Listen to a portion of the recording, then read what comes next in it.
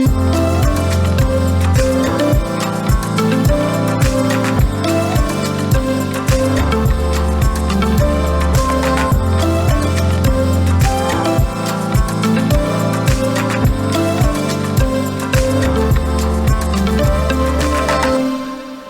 everyone, welcome for another Wise Lives podcast. Huge honour for me today to be joined by a very special friend, Isabel Allum, who's been a friend of Nick and I over years now and very significant for the life of our church.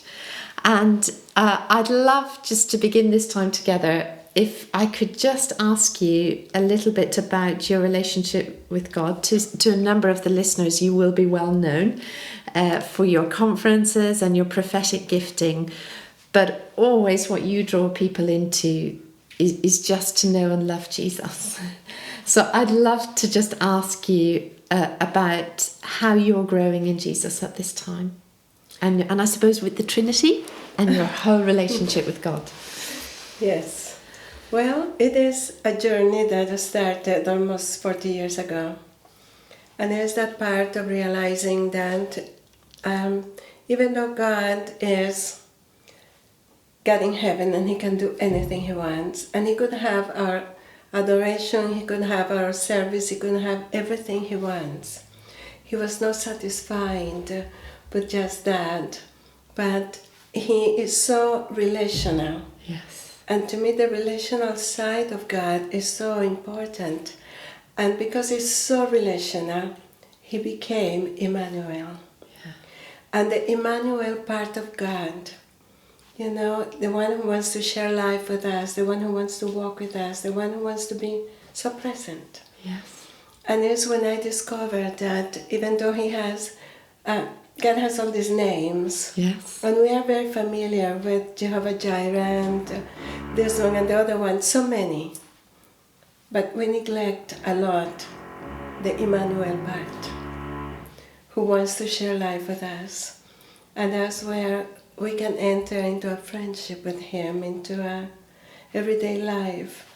So for me, it came to the point of very early in my Christian walk of realizing if there is more of Him, if He's a person who is Yes. three and three who are one, Father, Son, and Holy Spirit, and He's relational and intentionally became Emmanuel, I want to know. You want to know. I want to know Him in that way. And I also realized I didn't want to just have a work relationship with God, which is what most Christians have. Yes. It is this relationship where we know Him and all three members of the Trinity by title and job description. Yes. Because we need to know what they can give for us, or what they can give us, what is their function. So most people's relationship are based on what are the names and titles of God, and what they can get. What is His job description? What can God do for me or someone else? Then we have Jesus with lots of titles, an amazing resume about all He does. Then we have Holy Spirit, all His titles, job description. And it is very easy to spend our lives having a work relationship with them based on what they do. Yes. But never who they are. Yeah. And so, you know, for instance, you need provision out of the three who has the title. The Father is the provider, so you run to the Father because He's the provider. Then you have, you get into trouble, you need something from that in the job description Jesus can do. So it is now the Redeemer, fix me, help me, you run to Jesus. Then you get up and you are having a bad day, things are hard. Holy Spirit is the comforter, so now we run to Holy Spirit. And we go to them based on needs. Yes. What they can do for us or for someone else. But not many people know who these amazing people are behind the titles. So it's fascinating for me how you walk in honor of all three. So you mentioned something about when you go to sleep at night, you say good night to the Father, good night to Jesus, good night to Holy Spirit. Talk to us a little bit about that. Well, they are. It's because even though, yes, he's one and he's three, and we know the mystery of the Trinity, but the individual personalities, the persons of the Trinity, and I have learned from them how they don't leave each other out. There is, their oneness, the unity. You cannot separate the Trinity, even though they have individual functions. And so the more I get to know Jesus, the more he introduced me to the Father and the Holy Spirit. And the closer I get to Father, he introduced me more to Jesus and Holy Spirit. They always honor one another, yes. The Holy Spirit to them. And yes, there is this honoring, this unity, this oneness. And so through the years, as they have helped me know each other, I developed a personal relationship with all three. Yes. And in that is when you honor not just the concept, but the person. But the person. And realizing that, yes, you can have a relationship with the concept of God or even of Father. Yeah, and many people do. Yes. Yes, a relationship with the concept of Jesus, a relationship with the concept of Holy Spirit, but not with the person. And that's the invitation. And that's the invitation when I had an encounter with each of them as the person. Then that's where the relationship starts. And then how can you ignore one when there are three of them become friends?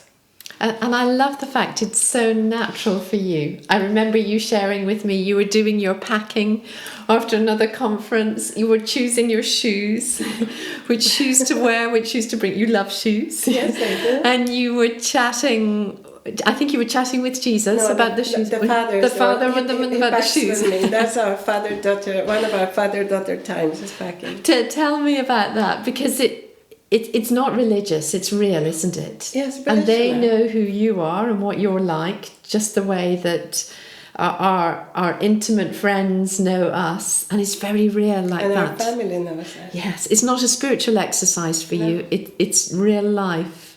What does that look like?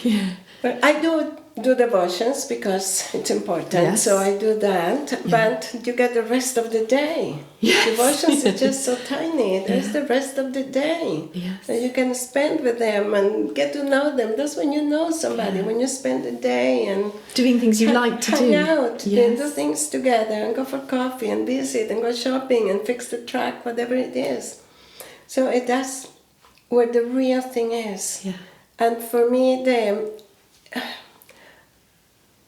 even though the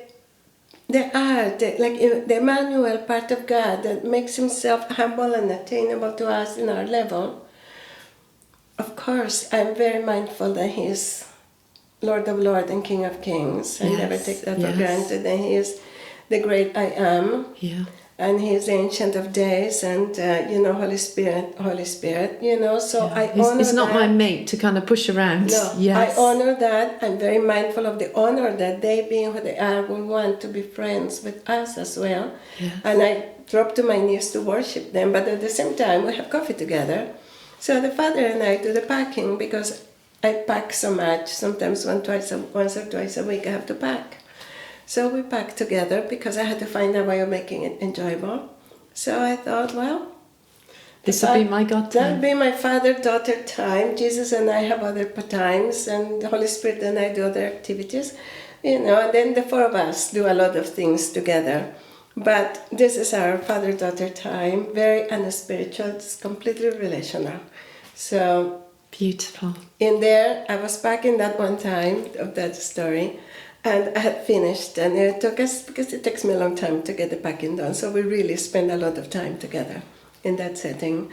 So as I had finished, I removed a handbag from a hook on the wall, and I found out a pair of stilettos I had left behind, and I forgot I had them, and I loved them. I have many shoes, I forgot that pair. And as I found them, I get so excited. So I just said to the father, hang on, you cannot, we were not finished.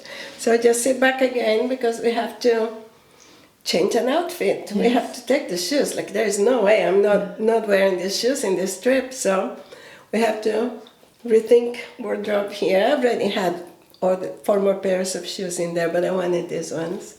So we did. We did the whole thing. Then now fast forward to the hotel in Seoul, South Korea, where I unpacked my whole suitcase. Now my late husband was with me at the time, so of course he had a carry-on and he didn't, his packing was nothing. So I unpacked my whole, everything. Suitcase is empty. I'm showing it to my husband, it's empty. And I only had one of those stilettos. And I had other shoes, but I didn't have those.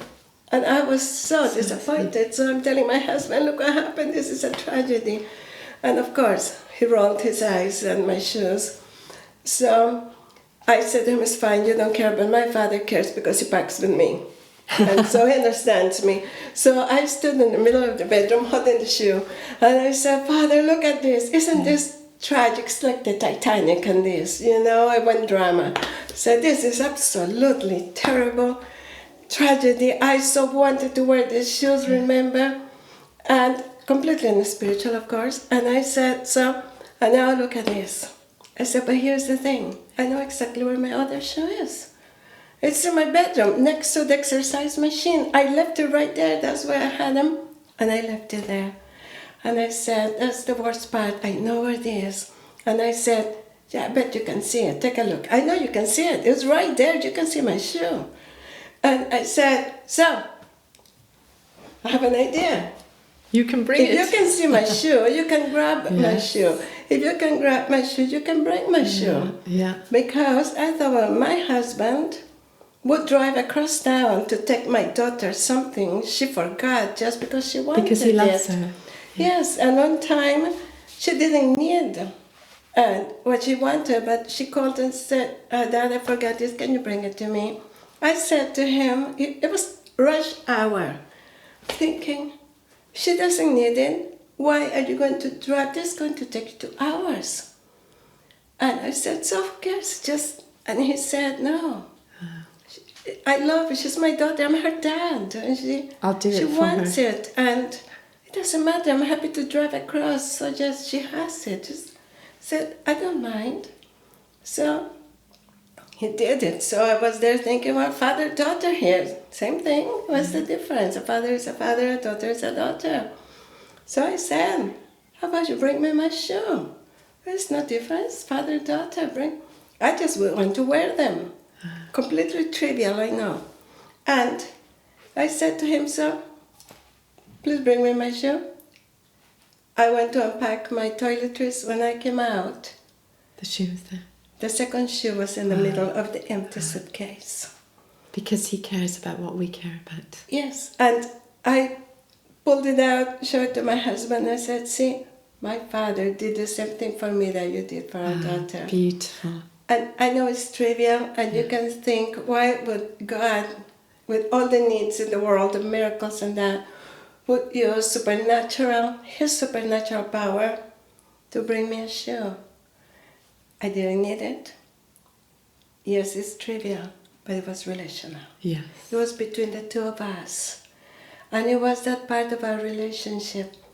And the fact that he would bring me my shoe all across the world supernaturally, just because I wanted and asked, showed me how much he is interested in our lives, in that personal level, that he would do it because he's a father, because you're his daughter, because you're his son.